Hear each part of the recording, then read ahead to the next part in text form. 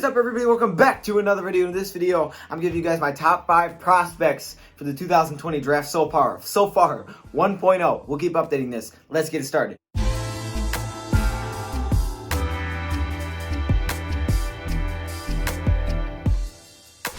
Day 1.0, we are going to keep updating this. As I learn about more prospects and as we closer to the draft and Lions make moves, I'm going to change this up most likely. So right now, here's where I sit on my top 5 prospects. Now, I haven't seen everybody, so I'm working on slowly going through prospects. If you guys want to see any of these prospects that I talk about in this video and more, in more detail, check out some of my prospect breakdowns. I do about 9-10 minute videos on that specific prospect, and that's it. So if you guys really want to know about a player, know how I feel, know what I like and I don't like about them, definitely go check those out. We have them on Chase Young, Jerry Jeudy, Isaiah Simmons, Derrick Brown. We have them all over the place. So check those out, and those will continue to come. And most players on this list actually have their own. I think they all do, actually. So yeah, that should be really interesting. And if you guys want to see more detail, check it out. Also, Merry Christmas. It is December 23rd when you guys will be seeing this. So 2 days from now, it's be Christmas. Hopefully, Santa gives you guys everything you asked for.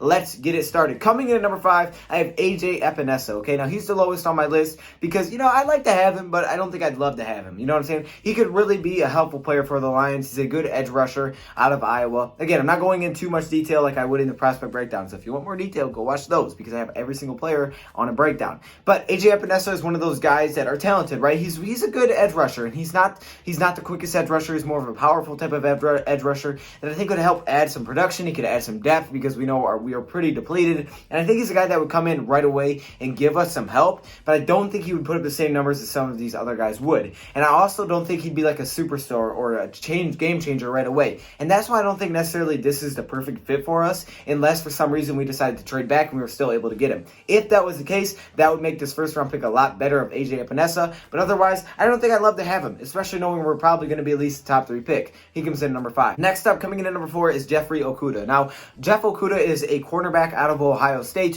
who is really recognized as the best cornerback coming out of this draft. There are a lot of good cornerbacks, but he's recognized as the best. Obviously, I don't like Ohio State, but Jeff Okudah is a really good cornerback. He's a really good man-to-man guy, which fits what Matt Patricia likes to do. He loves to play man-to-man. And also, if certain things happen, like moving on from Darius Slay or not bringing back Rashaan Melvin, a guy like Jeff Okudah would be perfect for not only now, but also for the future. And you would hope that he could come in and serve an impact, knowing that he is this highly touted already as a prospect. The thing is, obviously, sometimes it takes time to learn, and you have young secondary players. I like Okudah. I really do. I think he could be very helpful for our team, and I would have no problem taking him. The thing is, I don't think I'd like him as much as some of these other guys. Obviously, that's why he's lower on the list. And I don't think he'd serve a crazy big impact like some of these other guys could. I think the position of need at cornerback is there, but I don't think it's as much because I feel like, at least me personally, if you're not getting pressure, really doesn't matter who your cornerbacks are, it won't matter. I think we do have a pretty solid cornerback class if we hold on to Darius Slay for next season. For this next year, which is basically a make or break year, we still have Justin Coleman, Darius Slay. We could bring back Rashaan Melvin, which would be really nice.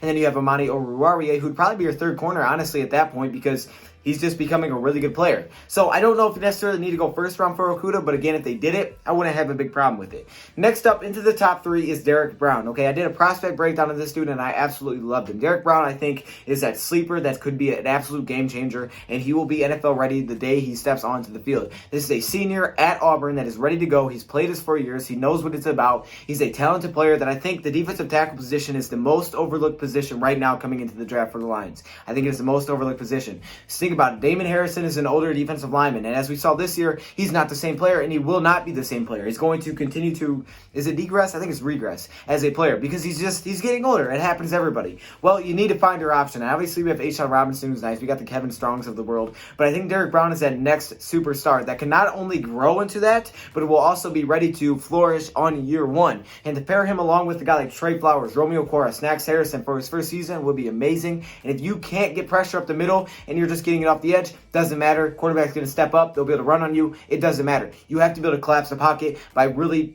bringing pressure up the middle. And I think Derrick Brown brings that. And I love Derrick Brown. He comes in at number 3 for now. Next up, number 2 is Isaiah Simmons. Yes, if he's a little bit higher than what you guys would have expected, but I really do like Isaiah Simmons' versatility. I think this is a guy that could really help with the Lions with the specific needs that they have. Like I said, we'd like to play a lot of man-to-man defense, and a lot of times we see our linebackers in bad positions when it comes to coverage. They play a lot of man-to-man, we saw last week, and they're just not very good at it. But Isaiah Simmons is that oddball kind of guy that could be really good at it. He's basically a linebacker that's also a safety. He played safety when he began his career, moved to linebacker. He's a giant. He's a giant, okay? So he's definitely big enough to play linebacker without a doubt. He's actually a big linebacker.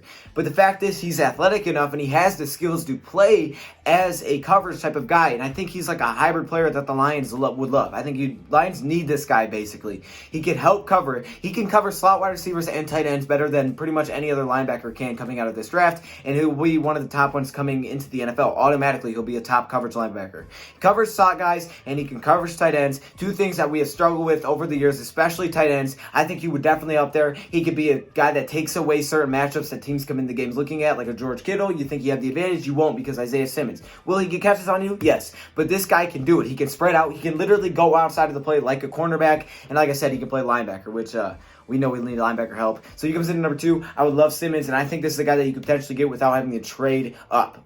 Now, coming in at number 1 is the man, the myth, the legend. Well, I don't know if he's a legend yet, but that's Chase Young. Now, this one is coming in at number 1 because I really do like him. Obviously, he's one of my favorite prospects, and he would add a lot of edge help. He's had, 16 and a half sacks this season. Yes, he's had some quiet games, but I think, it's not all about the sacks. If you look specifically at sacks, you're not going to necessarily understand what a player is all about. You have to look at the fact that, is he getting pressure consistently? If he's not getting pressure consistently, it doesn't matter how many sacks you have. But if he is getting pressure and you're forcing bad plays, you're forcing them to get the ball out of their hands quicker, if you're forcing them to go in opposite direction when you run the football, those things are very key. And I think Chase Young would bring that to the team. Pair him along with a guy like Trey Flowers on the opposite side. He could come in and be super impactful. The only thing I'm worried about here is there's a chance we definitely can't draft him. Sitting at number 3, where it looks like we're likely going to end up, unless you trade up, I could see him going 2. Honestly, I could possibly see him going number 1 as well. And also, he said that he plans to go back to Ohio State, which I don't think is true. I don't think that'd make any sense, but you never know. He comes in at number 1. We'll see if there's any chance to do it. But those are my top 5 right now. Those will update